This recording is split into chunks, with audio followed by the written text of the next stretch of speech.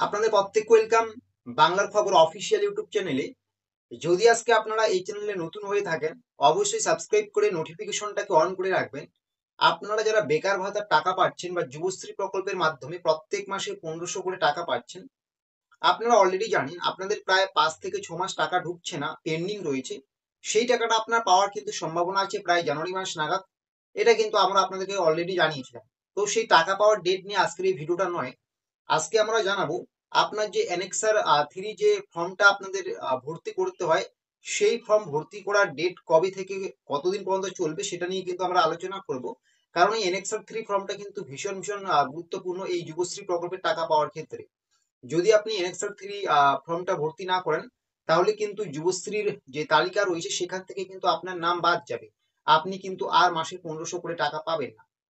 আর এই যুবশ্রী প্রকল্প কিন্তু বন্ধ হচ্ছে না, এটা কিন্তু আপনাদের মাথায় রাখতে হবে। শুধুমাত্র কিছু সাময়িক সমস্যার জন্য কিন্তু আপনাদের টাকাগুলো পেন্ডিং রয়েছে। এগুলো কিন্তু আপনাদের খুব ধীরে ধীরে বিভিন্ন কিস্তিতে কিন্তু দিয়ে দেবে রাজ্য সরকার। তো এই অ্যানেক্সার 3 ফর্ম ভর্তি নিয়ে যে আপডেটটা উঠে আসলো, আপনারা অনেকেই বলছেন 2025-এ পা রাখতে চলছি, কবে থেকে আবার অ্যানেক্সার 3 ফর্ম আমরা ভর্তি করতে পারবো।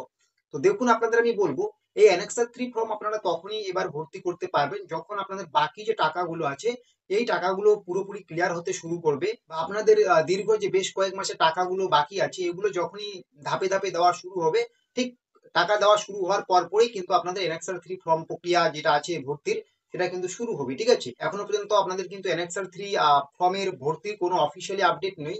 তবে এটা কিন্তু আশা করাই যেতে পারে, বা এটা বোঝাই যাচ্ছে যে টাকা পাওয়ার পরপরই কিন্তু আপনাদের অ্যানেক্সার 3 ফর্ম ভর্তি প্রক্রিয়াটা শুরু হবে। আর এটা আপনারা কি করে করবেন, এটা করার জন্য আপনারা যে আমাদের এমপ্লয়মেন্ট ব্যাংকের যে অফিসিয়াল ওয়েবসাইট আছে সেখানে আপনারা যাবেন।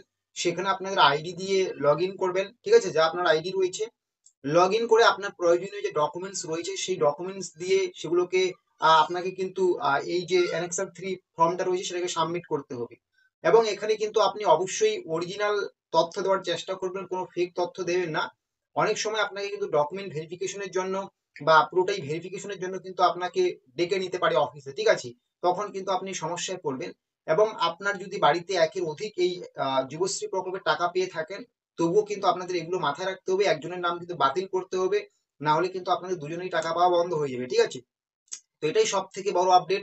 যারা আপনারা ভাবছেন অ্যানেক্সার 3 ফর্ম কবে থেকে আমরা আহ, ভর্তি করতে পারবো বা সাবমিট করতে পারবো, এটা কিন্তু আপনাদের যে টাকাগুলো বাকি আছে এই টাকাগুলো দেওয়ার পর থেকে কিন্তু শুরু হবে, এখনো পর্যন্ত যে আপডেট। ঠিক আছে, এবং নির্দিষ্ট কোনো ডেট আসলে কিন্তু আমরা সেটা জানিয়ে দেবো। এবং আপনারা চাইলে কিন্তু এমপ্লয়মেন্ট ব্যাংকের যে অফিসিয়াল ওয়েবসাইট আছে সেখানে কিন্তু ভিজিট করতে পারেন নিয়মিত। সেখানেও কিন্তু নির্দিষ্ট ডেট উল্লেখ করে দেবে। এই ডেটগুলো কিন্তু খুবই গুরুত্বপূর্ণ। আপনারা যদি সমস্ত কিছু আপনার ঠিকঠাক থাকে, আর দেখা গেলো আপনি অ্যানেক্সার 3 ফর্ম ভর্তি করলেন না, তবুও কিন্তু আপনি টাকা পাওয়া থেকে বঞ্চিত হবেন। ঠিক আছে, তো এই ভুলটা যাতে কখনোই না হয়, এবার যখনই আপনাদের অ্যানেক্সার 3 ফর্ম ভর্তি প্রক্রিয়া শুরু হবে সবার আগে আপনি কিন্তু সেটাকে সাবমিট করে নেবেন। ঠিক আছে, তো আজকের এই আপডেট আপনাদের কিরকম লাগলো সেটা কমেন্ট বক্সে লিখে জানাবেন, এবং পরবর্তীতে আপনারা কিরকম আপডেট পেতে চান সেটাও কিন্তু আমাদেরকে জানাবেন। তো প্রত্যেকেই ভালো থাকবেন।